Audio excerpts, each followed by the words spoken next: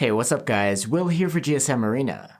Xiaomi's Redmi Note series is known for its feature-packed yet competitively priced phones. The newest model is the Redmi Note 9S, also known as the Redmi Note 9 Pro in India. How good of a deal is it this time around? Let's find out in our full review.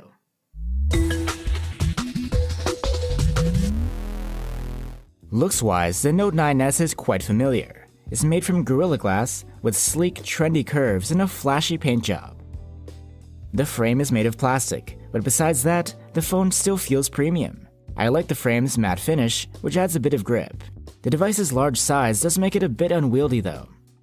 One thing we like to see is some water protection on phones, and though the Note 9S doesn't have an official IP rating, there is some splash proofing for the phone's internals. And you gotta say that this Aurora blue finish is gorgeous. On the front, the Note 9S has a 6.67-inch IPS LCD display with a 1080p resolution. It's protected by Gorilla Glass 5, and for the selfie camera, there's a small punch hole cutout at the top. The cutout isn't perfect. The backlighting is uneven around it, and this is visible with light backgrounds. This is rather typical of LCDs as opposed to OLED screens. It's also a bit of a bummer that the screen's refresh rate is the standard 60 Hz, while competitors like Realme are offering 90 Hz for this price. Still, this screen is decent. It's large and pretty contrasty for an LCD. Black levels are deep enough, and colors can be tuned to be accurate in settings. And you have HDR10 support if you want to enjoy that kind of video content. Brightness is good at 420 nits maximum and up to 575 nits in automatic brightness in the right conditions. The minimum brightness is impressive too, just 1 nit. Since the screen is an LCD, under-display fingerprint tech won't work here. So the fingerprint reader sits on the side of the device and doubles as a power key. It's quite fast and accurate. For a similar reason, you won't find an always-on display here, but there's a white notification LED up at the top that will let you know to check your phone. For audio, the Note 9S has a single bottom-firing loudspeaker. It's loud with a score of good in our tests, and its mids sound nice, but bass is lacking.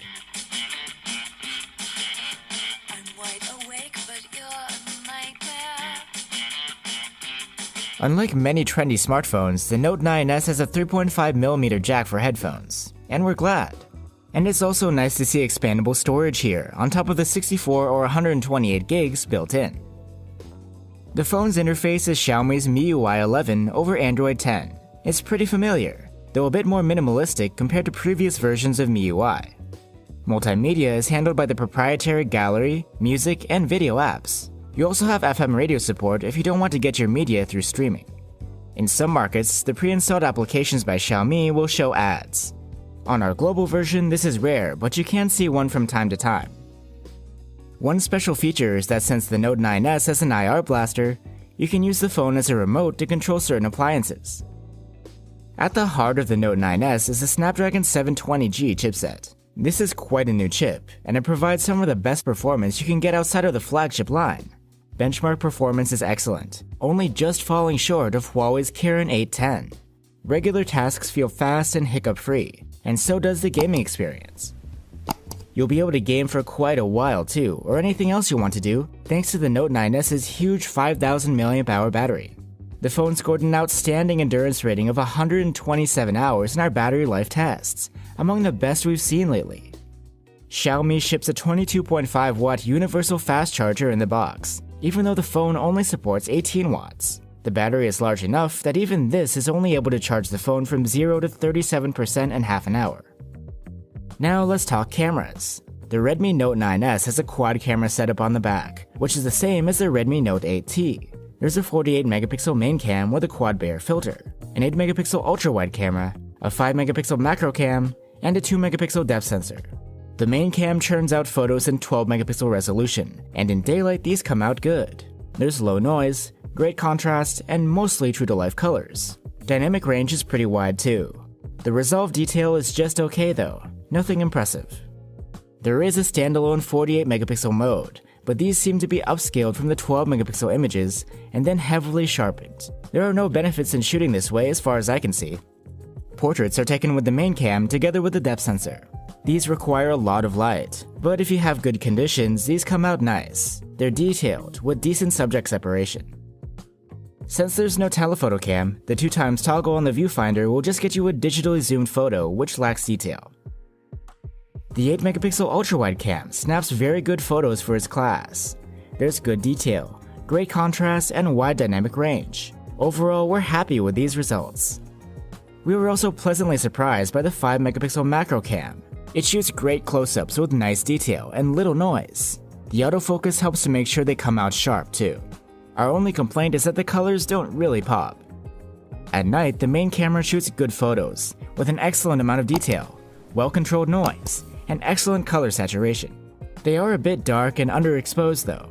Turning on the night mode results in some lost detail, but the gains are huge. You get a brighter exposure and restored highlights, as well as more detail and shadows, and the whole process only takes a couple of seconds.